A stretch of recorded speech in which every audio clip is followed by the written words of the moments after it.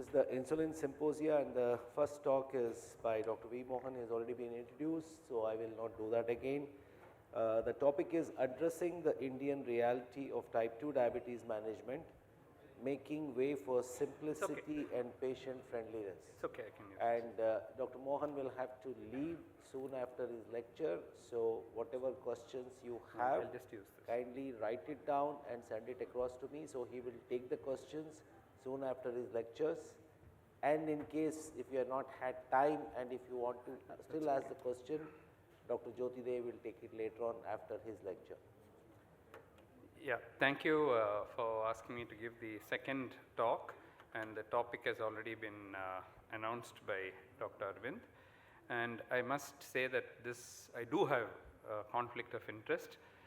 This is a Novo Nordisk symposium, and I have received honoraria and research grants from Novo Nordisk, and this entire talk is actually given to me by Novo. So let us consider this under 3 headings. The first one is the challenges of type 2 diabetes management, some of the ways in which the Asian Indian phenotype is a little different as far as type 2 is concerned. Second is managing 2 components of dysglycemia, striking a right balance, and third is simplicity and patient friendliness, where I will talk about the insulin co-formulation. This I think you all know, we won't spend time on this, 77 million people with diabetes, but the point at the bottom is very important.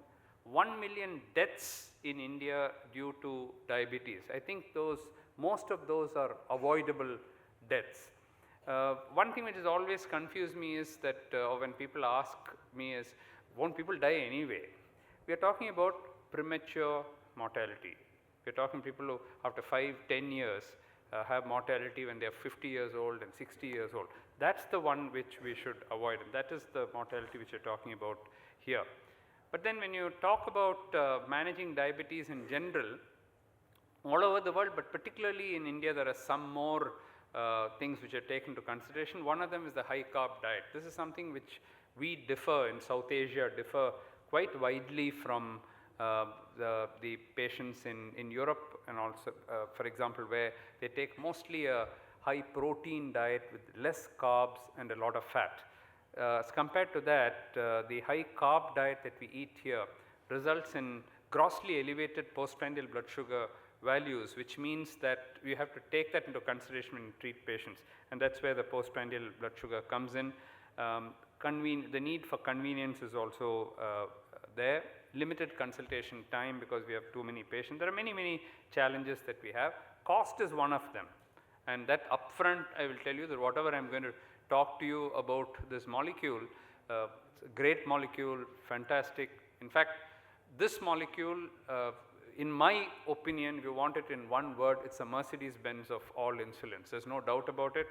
In patients who can afford it and in whom I use it, I get the best results with this insulin, and I would rate this co-formulation of insulin of Novo as the best insulin available in the world today. There's no doubt about it. But this comes at a cost. And so, can all my patients afford it? No, definitely not. Can the majority of my patients afford it? Definitely not. Some of my patients can afford it. For those who can afford it, it's good. We are discussing only the science here. We are not talking about the cost and other factors here.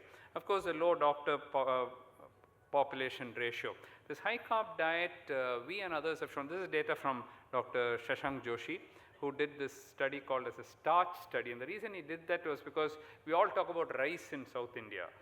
So the impression given is that carbs are consumed only in South India. That's not true. What he did was a east, west, north, central and south India study, and if you look at the carbs shown in green, dark green, it's about 65-67% in every part of India. So it doesn't mean that if you live in the north, you don't take carbs. You take different carbs. You may be taking wheat there, or you may be taking rice here, but ultimately it's all carbs.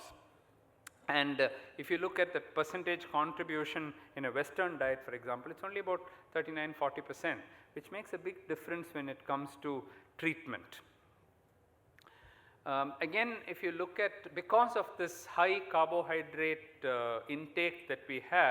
if you look at the contribution to A1C, it is possible that the postprandial blood sugar levels contribute more to the A1C in our population than in the West, because we get these swings of sugar which pull up the blood sugar levels. We have not done comparative studies and so on, but there is a suggestion that probably postprandial blood sugars in Asian population, that is true for East Asia and South Asia as well, not just for India.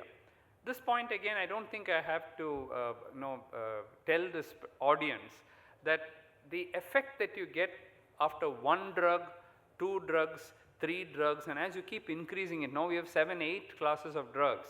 If you go to your 6th drug and your 7th drug, you are not going to get dramatic results. You may get a small reduction. Every drug has its own benefits. But if you are already having 3 drugs, now you add your 4th one, you cannot expect a 1.5% reduction. You may get a 0.2%, 0.3%, 0.4%.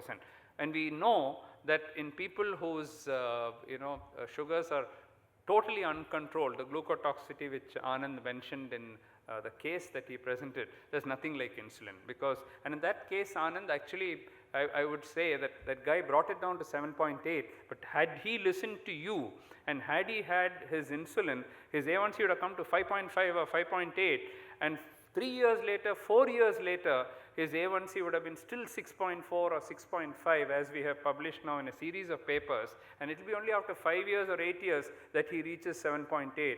And I think by not following you, there was clinical inertia in that particular case. So I still agree that what you said is correct. He might have gone to the next door thing. That was one of the questions which came to me incidentally. If somebody sent that question just now after that, you sent it, Gopinath.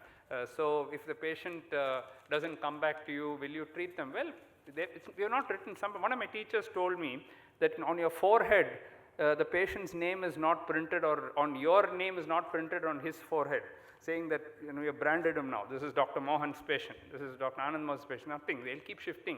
So you treat them with the same love and affection, even if he has gone and seen 4 other people and comes back, they are still the prodigal son. So when they come back, the Bible also tells you that you have to call them back.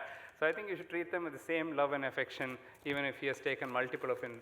It's okay. Some people are shoppers, window shoppers, they'll keep on shopping, that's their character. So you must learn to live with that, okay? So the point I'm trying to make here is insulin always works, tablets sometimes work, okay? So this is what is shown here, 2 drugs, 3 drugs, 4 drugs, whereas you give the insulin 1.3% reduction. Whereas you give one more drug, 0.3, 0.4, you're not achieving your target. So you must always individualize in a given patient and say, will this patient reach to target? And I hopefully shown you data that bringing the A1Cs down to 7% is so important. So if you're not going to achieve that, never hesitate to use insulin. Now here are studies, several studies which have been done, where you are looking at A1C levels. I mentioned that A1C levels are high in India. Here are studies, several studies. Look at the mean A1C for 8.5, 8.9, 9.2, 9.3 and so on, showing you that there is a lot of clinical inertia in India. Everybody is waiting for an excuse. So patient comes to you and says, you say, okay, this time we are going to give you insulin, short term. And the patient says, no doctor, but this time my daughter got married. No, 3 months back my daughter got married. Oh, your daughter got married, then I've got an excuse. So that's good. You're just looking for an excuse. Why? Because if you start the patient on insulin, you have to spend another 15 minutes on the patient, and you want to catch your flight. So, okay, then we'll see next time. One more clinical inertia set in, okay? So that is why we need teams to help us to start. If you don't have the time, your educator should help you. Somebody should help you, okay? Now, this is a point I was trying to make, that if you talk about A1C reduction, 0.5, 0.8, 1%, 1.2%, rarely 1.5 or 2% you may get with metformin. Still sulfonylurea is the strongest, metformin is the strongest. Look at insulin. You can get 3%, 4% reduction. Which drug will reduce by 3% A1C, tell me? So there is no limit to the reduction of A1C with insulin. There is a limit with oral drugs. You must remember that. Now you also need simple, convenient regimes as much as possible. The more complicated you make it, 3 times a day, 4 times a day, it's going to be complicated. I'm not talking about type 1 diabetes. Type 1 diabetes is a different cup of tea altogether. I don't think there is any alternative than using basal bolus regime. So this talk is entirely about type 2 diabetes.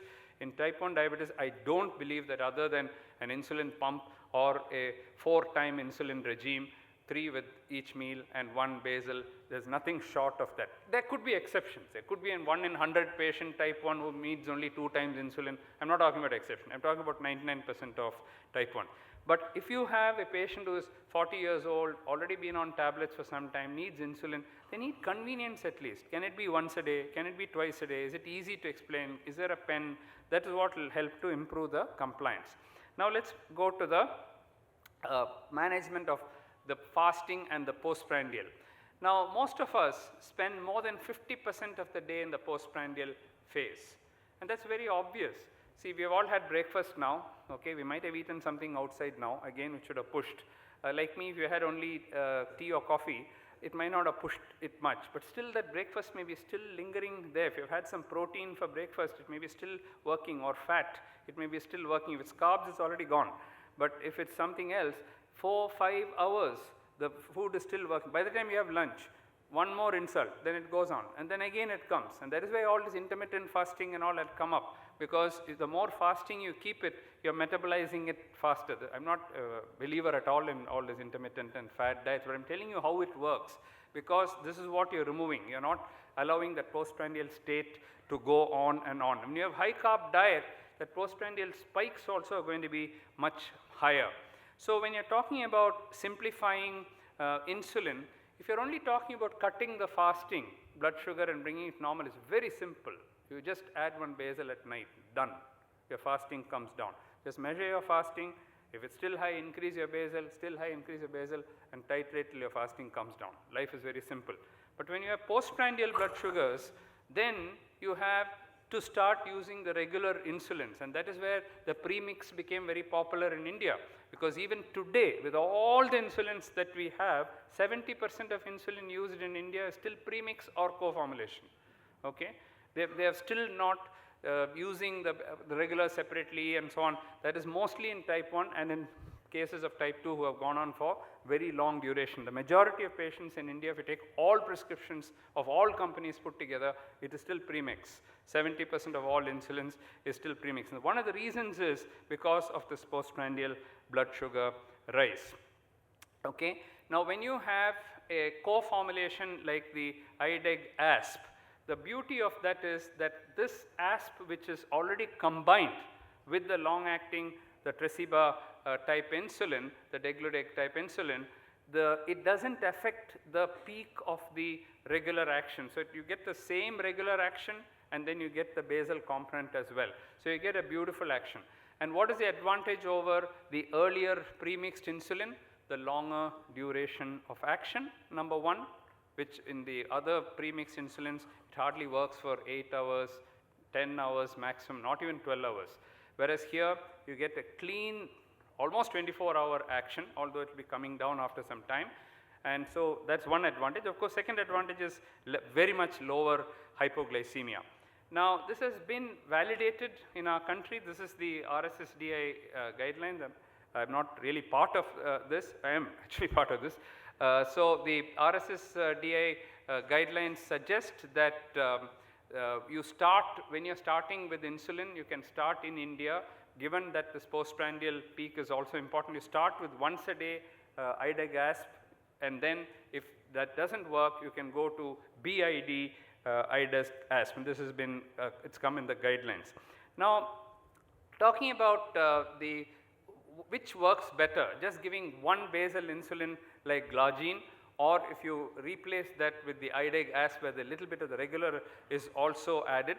Well, this has been compared head to head in this particular trial, and you can see the results that just like the long-acting insulin, the glargine brought down the blood sugar levels, the IDEG ASP was able to do it to the same level, which means by giving the short-acting insulin added on to this insulin, it didn't affect the basal insulin. It had the same effect as far as the fasting blood sugar is concerned.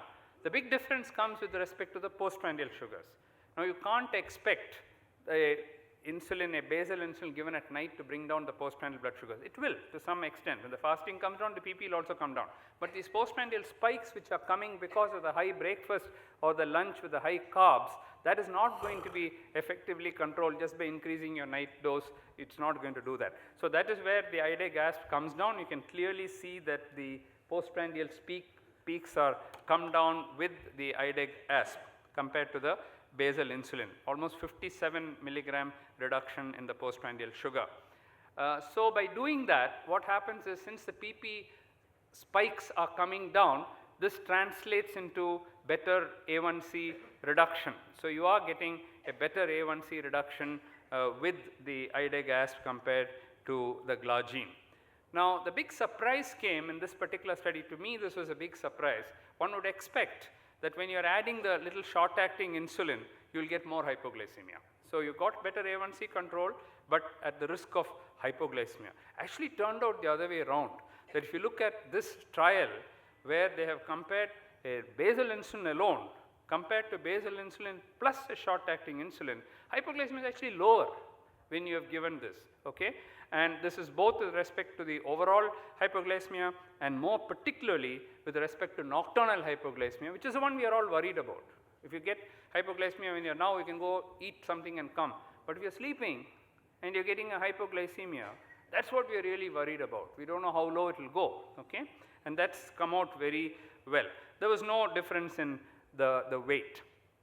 Now, the other thing is, how many of them reached the 7% A1C in these two groups, one with glargine and the other with the IDEG ASP, without hypoglycemia, without getting hypoglycemia. In the case of this particular molecule, the co-formulation, the IDEG ASP, 43% were able to achieve less than 7% without hypoglycemia, whereas in the case of glargine, only 25%.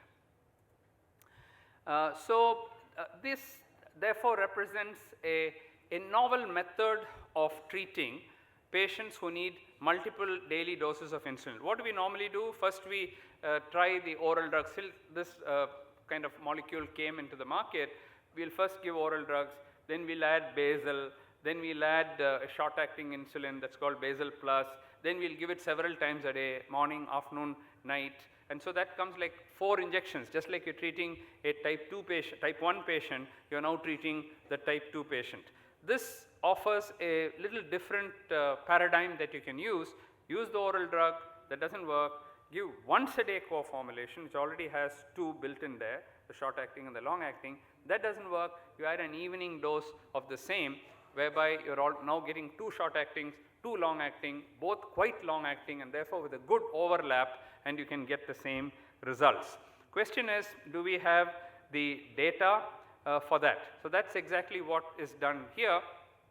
Where what has been done here is you graduate from the glargine to once daily regular acting insulin, that's a basal plus, and then go on to your basal bolus and compare that with the BD dose of this particular co-formulation, where you reduce a number of injections. And the results are shown here, where you look at the 4 injections versus the 2 injections, and you can see very similar reduction in A1C, very similar reduction in fasting blood sugar, but again a lowering in the rates of hypoglycemia, both in the total as well as the nocturnal hypoglycemia. So you're getting the same results, less number of injections and less hypoglycemia. And that's why I said it is the Mercedes-Benz of all insulins.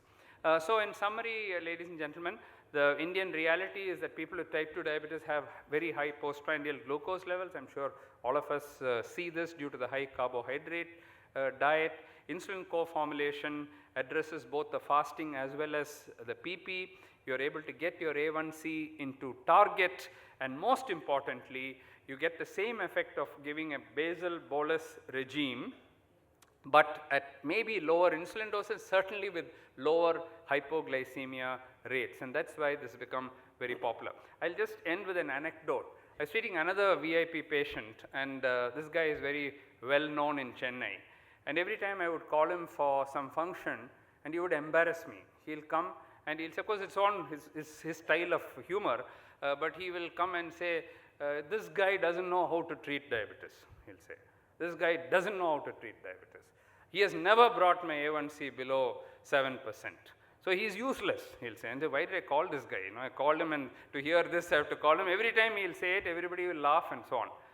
And then Rhizodec came. So once it came, I started him on that. His A1Cs after many years consistently below 7%, no hypoglycemia. The reason was not that I could not raise his dosage with the earlier formulation that we are using. He's getting hypo. He's a VIP. I don't want to conk out somewhere and then it'll come in the newspapers. So I can't do that. So I'm very, very scared to use the molecule with him. Therefore, his A1C never came down, and he thinks I am not good to do that. And then once this happened, consistently under control, and then from the next meeting onwards when he came, oh, he uses magical insulins, which bring down the sugars very well. I don't have hypo. My A1Cs are less, and so on. So he became a kind of brand ambassador for me.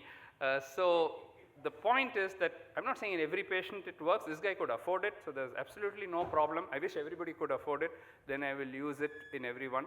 But as I said, we're only talking about the science. We're not talking about how many can afford and whether you should use it and so on. It's a wonderful molecule as far as I'm concerned. I would never use it, BD, in a type 1 patient. All that I said is only for patients with type 2 diabetes who are in a more severe stage who need insulin. Thank you. I'll stop here. Thank you, Dr. Mohan. I have not got any questions so far if you are getting collected. Dr. Mohan, may I ask you this question about hypoglycemia? Because there is a short-acting component in ida gas. Logically, you expect the hypos to be higher at least during the daytime with ida gas. Even that did not happen.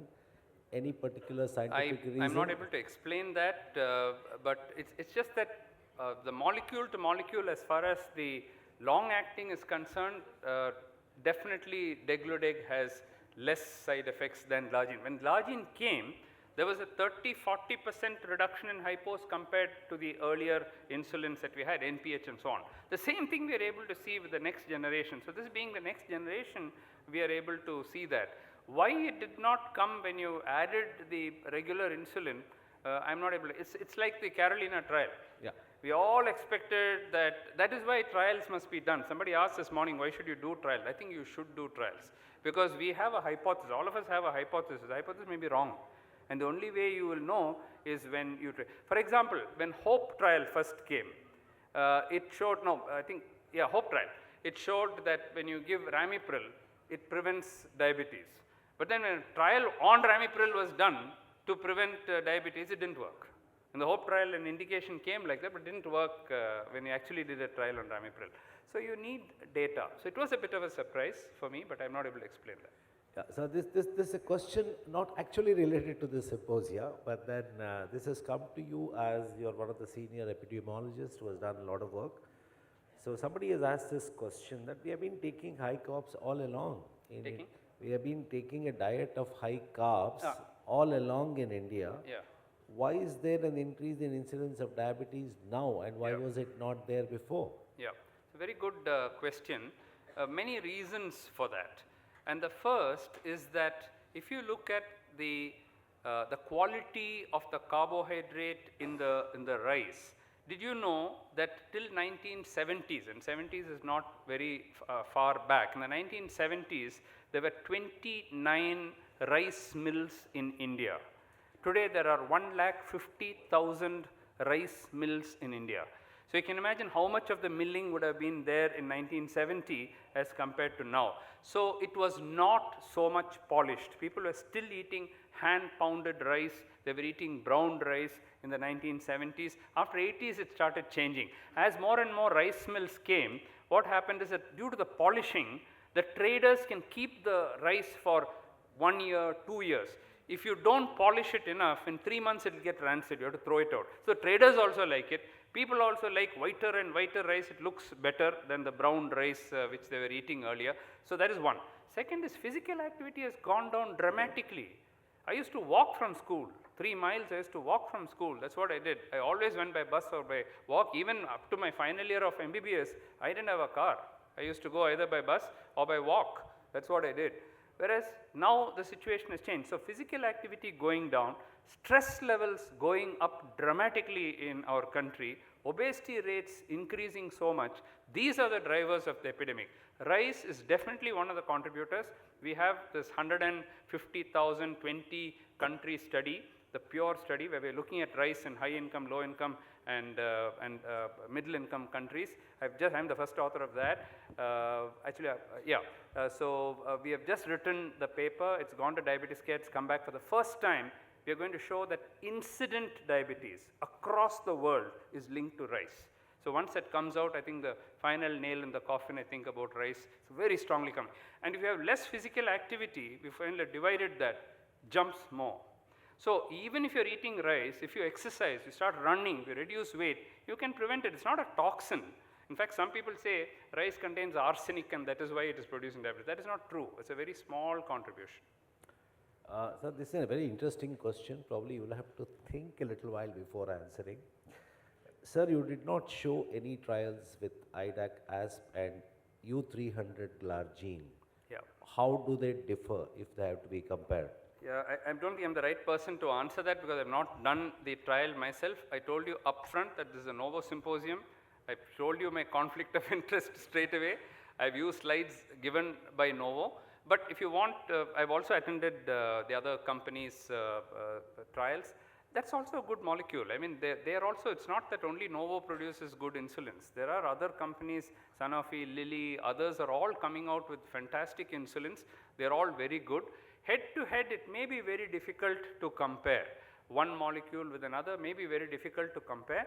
But with new generation, with every generation, they are improving the technology. So it's, every company is trying to bring out better and better insulins. I've heard fantastic things about the U300 glargine. So I'm sure that's also a very good molecule. But I have not done head-to-head trials and therefore I cannot comment. So the quick question on IDAC-ASP in women with gestational diabetes or type 2 diabetes with pregnancy. Can I? It's not approved, no. It's not approved. It's not approved, okay. So this is the thing. Degludec is approved? Both are not approved. And another interesting question, can I use this IDAC gas twice a day in type 1 patients who refuse 3 times insulin? Well, I have used it. So I can tell you I even used 3070, with even of the older variety of insulins I have used exceptionally. Exceptionally anything is possible. Let me end with one story which I could have even used it there. With that I'm going to go. So there was this patient who is still alive, by the way. He's finished 70 years now, I think, 65, 68 years of type 1 diabetes. He's still alive, he's still doing very well.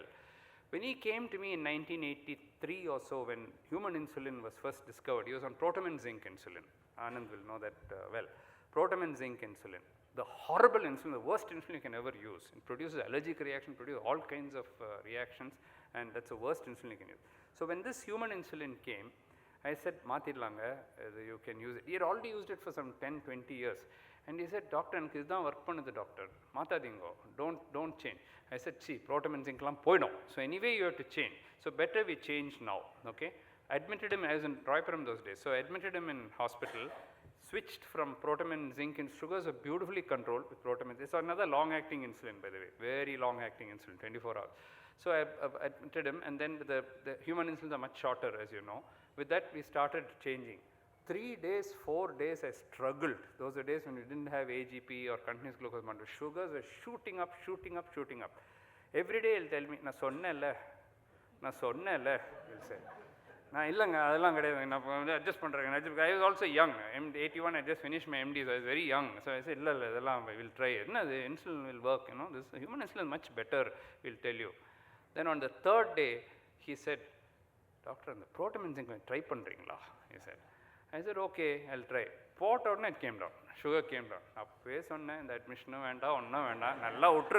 So the moral of the story is, and with that I'm going, catch a flight to Hyderabad, so I'm running out. Moral of the story is, don't trouble the trouble until the trouble troubles you.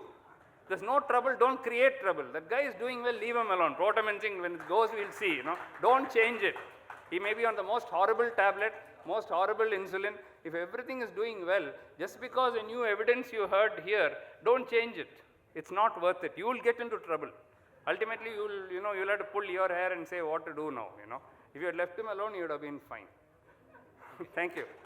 So there was one quick question.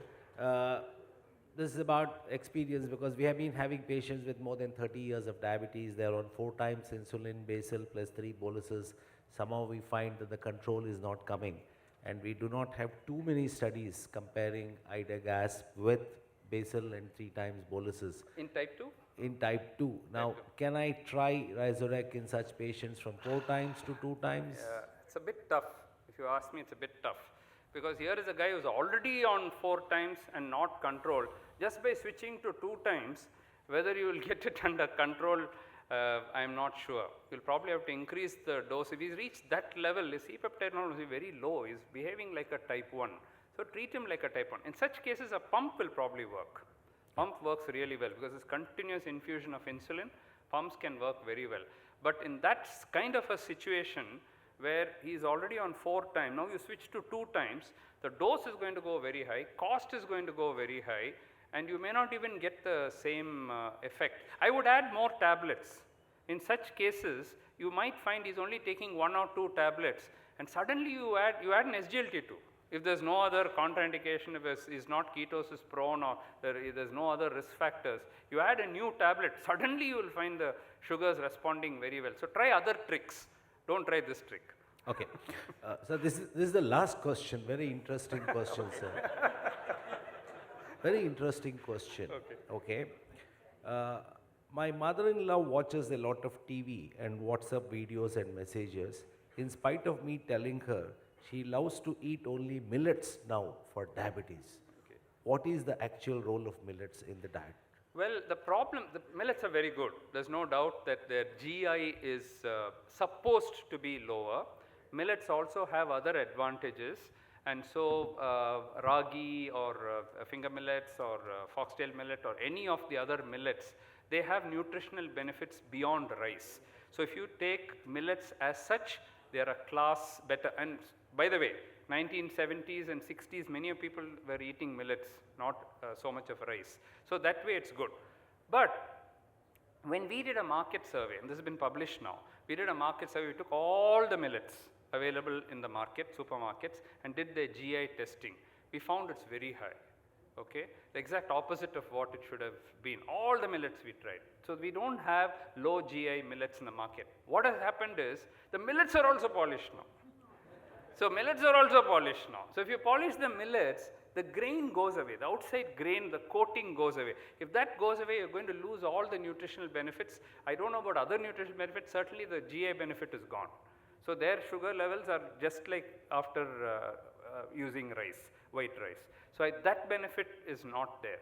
But more, we have to bring back the old millets as they were. And that is what we did also, trying to bring back brown rice. And of course, by the time we had also innovated and brought a high fiber white rice also, working with the agriculturists, we have to work and bring healthier products into the market, which also taste good.